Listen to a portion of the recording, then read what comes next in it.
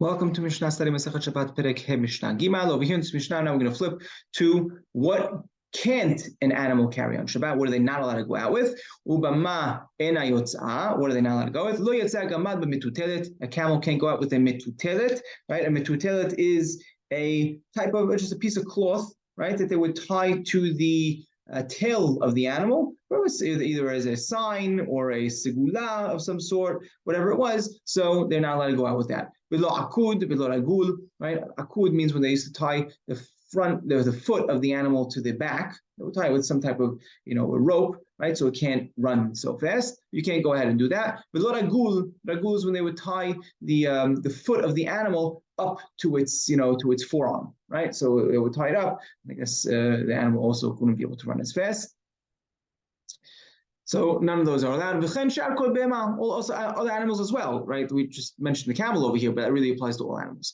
You're not allowed to go ahead and tie camels one another, right? I picture like all the camels lined up, one camel tied to the next, to the next, to the next, and you go ahead and dragging it. Why are you not allowed to do this? So Rambam says over here, because it looks like you're taking it to the makom mishaka be'emot, like there's some place where they're going to go play, right? So maybe some stadium where they're just going to, it looks like you're on their way there, or in the Mishnah Torah gives another reason, an additional reason, in addition to this, or to the shuk, right? It looks like you're going to sell them in the shuk, and that's not allowed because of how it looks.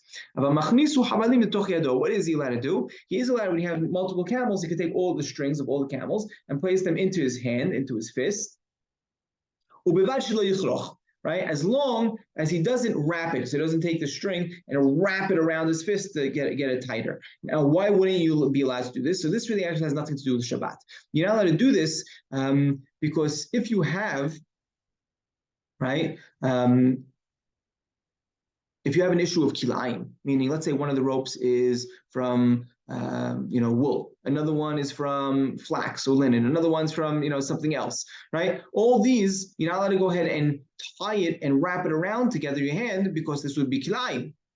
But if there were no kilayim, let's say they were all wool rope, right? There's no linen involved, no flax involved, then you're allowed to go ahead and do that, and just wrap it around your hand and move them on Shabbat, right? That's okay, right? If they're in this, if they're in this formation, but on a Tanai, on a condition that what? Then the rope itself, when he's carrying, all the ropes in his hand, that it doesn't drop down from underneath his hand at least one tefach, right? If it drops down a tefach or more, then it's going to be asur, right? Because at that point, it looks like he's carrying something, a masoi, in his hand, and that's not allowed on Shabbat, as a consider of what Hamim said.